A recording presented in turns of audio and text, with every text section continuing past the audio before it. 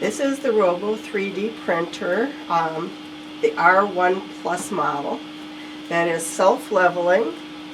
It's got a heated bed, and unfortunately this is one of the few items that is pickup only at the WVLS office. It does come with the user manual and a quick setup instructions, an SD card that's got the files on it for installing. Otherwise, if this gets lost, there is in the manual a website where you can download the files. One of the first things that they do recommend is to watch the video, and it tells you how to install and how to insert the filament. I have also put some tape down on the glass and to keep it from sticking to the glass, and it would be very hard to get off sometimes. But in order for it to stick on the tape here, I'm going to spray it. But I also want to spray it with hairspray. But I also want to protect the equipment from getting gummed up, so I'm putting a piece of paper down and then spraying.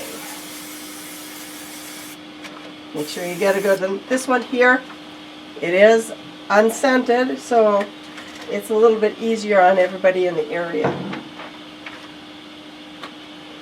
They also recommend, if hairspray doesn't quite work for you, using a glue stick of all things, and putting a glue stick down on the surface. The programs are on the SD card here. Insert it into your computer and open the folders. The programs you want to take note of is the setup and the Robo 3D July 2015 MP4, which is a video. You would want to run the video and watch the introduction. It will show you everything from setup to unboxing. Of course, it's already unboxed, and how to run the program that it comes with.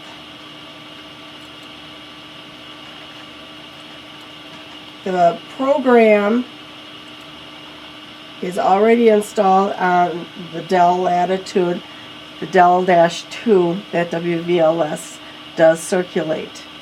If you want to use this computer with your 3D printer, book them together. The files are installed, and of course it's Robo 3D. The program used for the Robo 3D is Matter Control. When the program is installed, there will be an option to connect to your printer. At that point, it will ask you to plug it into your computer. So that's what you would do. Just follow the on-screen instructions and it will connect, and you'd be ready to go then. This all is included in the little video on the SD card. One of the places to go to for the STL files that 3D printers can read is, there is a website called Thingiverse. You do not have to be a member to look at and download these files, but if you want to join, that's fine. These programs are all donated and uploaded from people that belong to Thingiverse, and they are free for use. You can search whatever you're looking for, and there are thousands of files and instructions on how to use these items. What we are going to do today is we want to make this little clip here. It goes on the filament and holds it in place instead of unraveling off the spool. It includes some instructions, including the height of the object, the thickness, from top to bottom, the infill, and the speed. So if you have to manually put these instructions into your 3D printer, you've got them right here. But all I do for this is go to the thing files, and I can either do this version of the clip or this version. I do recommend you read some of the summaries, because this also will let you know if there's multiple files for one object. There are times when you need to print more than one file and put them all together for your object, especially items with movable parts. So I just want to, let's see, we'll do the volume 2 and download it. And we are going to put it into our 3D files.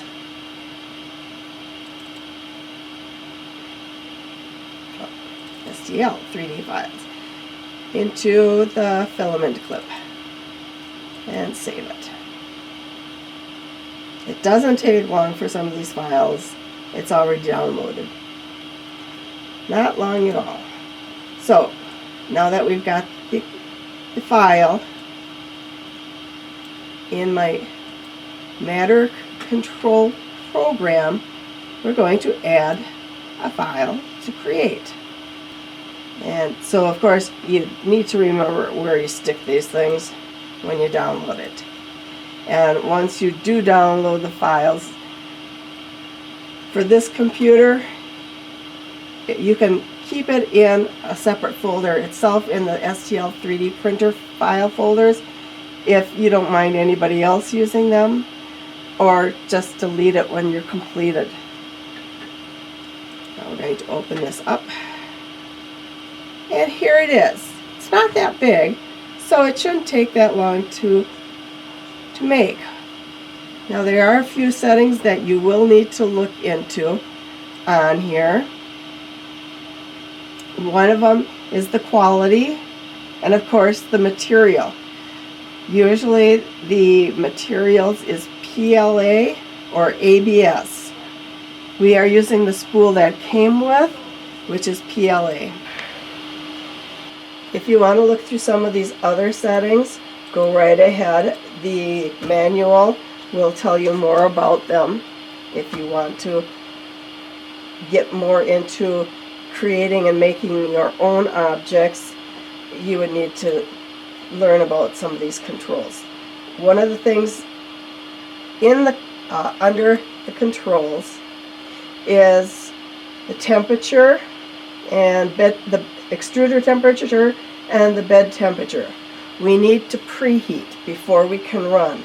So click the preheat on both of these so that the bed and the extruder will heat up.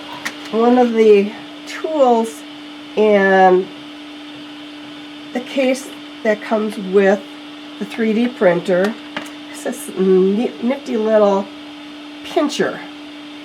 I kind of like this better than just a screwdriver or a little spatula, because I can get in next to the extruder and pinch off that little piece of plastic that comes through when it preheats, so that I don't, because if we leave that little piece of filament on the extruder, it's going to make a little bit of a mess at the beginning of your object. Filament is slowly coming out so that it's properly loaded. What we're going to be doing is taking this filament and just removing it. And then once that's complete, we can start our file program. You'll notice that the target of 110 Celsius has been reached, along with the bed temperature has been reached. So What we need to do is remove the rest of this filament, like that, to clear the extruder head. And then we are going to start the print. It is going to let us know estimated time is 9 minutes and 53 seconds. And then what it's going to do now for the 3D printer is it's going to self-level the bed first before printing anything. It's going to check 9 different spots on the bed for leveling. And once it is self-leveled, it is going to start the printing.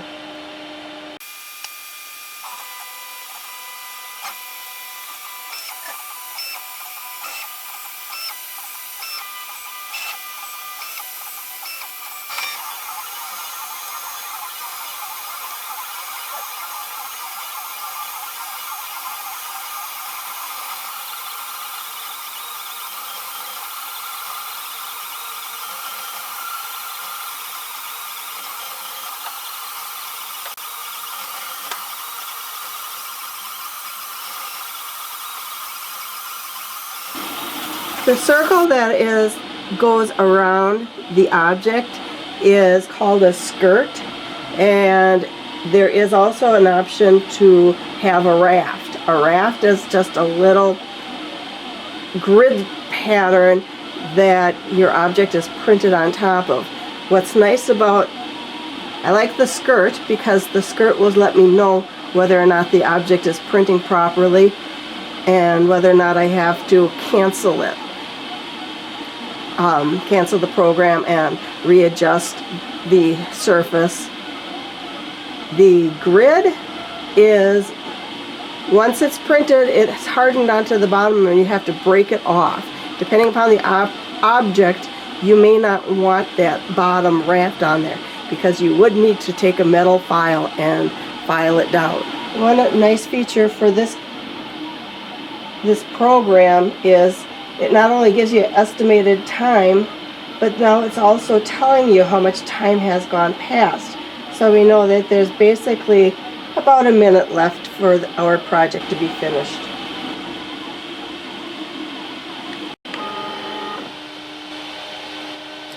Took a little bit longer than expected, about a minute longer. But as you can see, it builds up one fraction of a layer for each pass it does. This one took 10 minutes to do. This took 11 hours to do. So as you can see, it is a very long process for some objects. Now to remove it, just gently pop it off. And now we have our little filament holder. The ring peels off easily enough also. Before doing another one, spray it again. If at any time your tape here gets torn, replace the tape. You only need as much tape as your object is going to be using. So if you have a real small object, you can have a smaller piece of tape. I do recommend having the edges folded over so that you can easily remove it. This bed does come off a little bit. It's held on with very strong magnets in the front. So be very careful. Okay, let's see if this works. Thread the filament through the hole, and then it just clips on one of the other pieces in there, and it keeps it from unraveling. A simple little gadget, but well worth the pain for when it starts unraveling like crazy.